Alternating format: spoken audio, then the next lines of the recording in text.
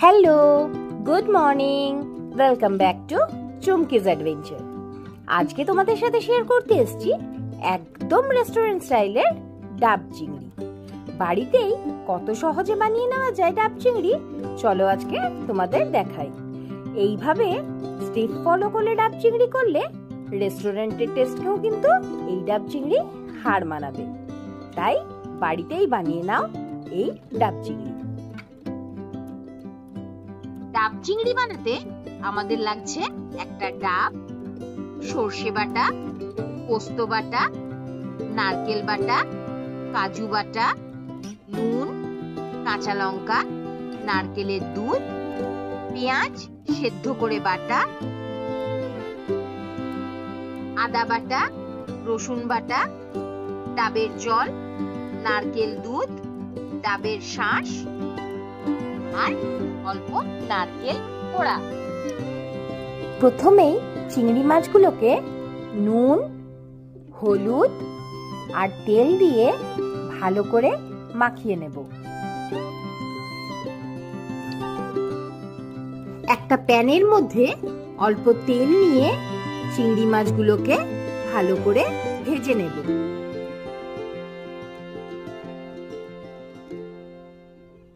চিংড়ি মাছটা লাল করে ভেজে নিয়ে তুলে রাখবো।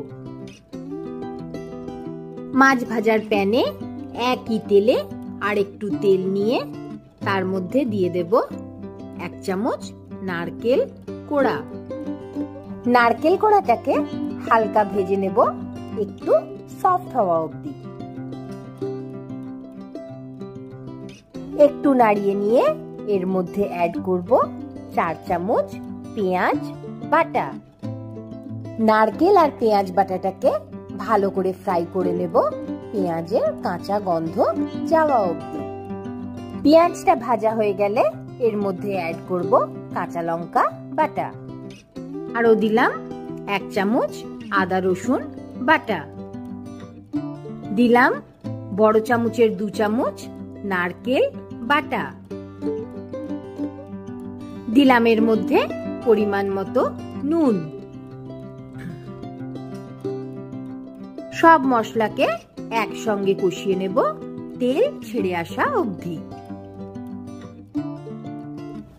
সব মশলাটা পুরো ভালো করে ফ্রাই হয়ে গেছে।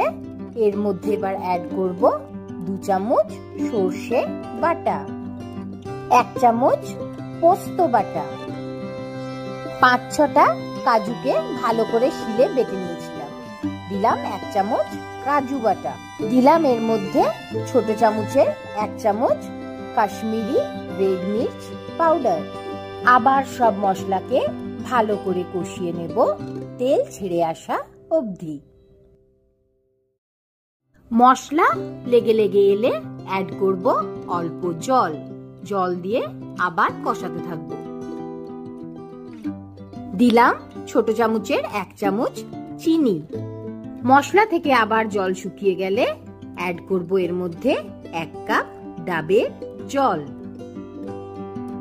ডাবের জল দিয়ে আবার পুরো মশলাটাকে কষিয়ে নেব। মশলা কষানো হয়ে গেছে। এবার এর মধ্যে অ্যাড করলাম নারকেল দুধের মধ্যে গুলে রেখেছিলাম 2 চামচ ফ্রেশ ক্রিম। মশলা পুরো রেডি, একটা ক্রিমি টেক্সচার চলে এসছে। এই অবস্থায় অ্যাড করে দেব ভেজে রাখা চিংড়ি মাছগুলো দিয়ে গ্রেভিটাকে খুব ভালো করে ফুটতে দেব। গ্রেভি একদম রেডি। এবার এটাকে ট্রান্সফার করে নেব একটা শাঁসওয়ালা ডাবের মধ্যে। শাঁসওয়ালা ডাব হলে শাঁসটাও কুক হবে এই মাছগুলোর সঙ্গে। এতে টেস্টটা আরো অনেক বেশি এনহ্যান্স হবে।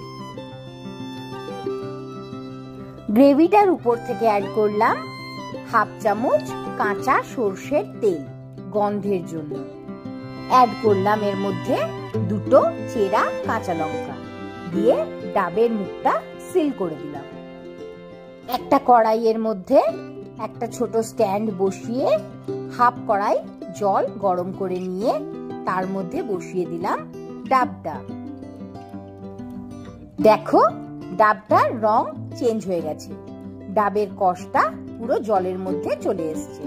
আমাদের ডাব চিংড়ি একদম রেডি হয়ে গেছে। রেস্টুরেন্টের স্বাদে ডাব চিংড়ি এই স্টেপগুলোকে ফলো করে বাড়িতেই ইজিলি বানিয়ে নেওয়া যাবে। তোমরাও বানিয়ে আমাকে জানাও কেমন লাগলো এই ডাব চিংড়ি। ভিডিওটা ভালো লাগলে একটা লাইক, শেয়ার, কমেন্ট করুন। আর হ্যাঁ, সাবস্ক্রাইব আর বেল আইকনটা প্রেস করতে ভুলো না কিন্তু। Till then, tata, stay tuned. খুব তাড়াতাড়ি দেখা হবে নতুন একটা ব্লগে।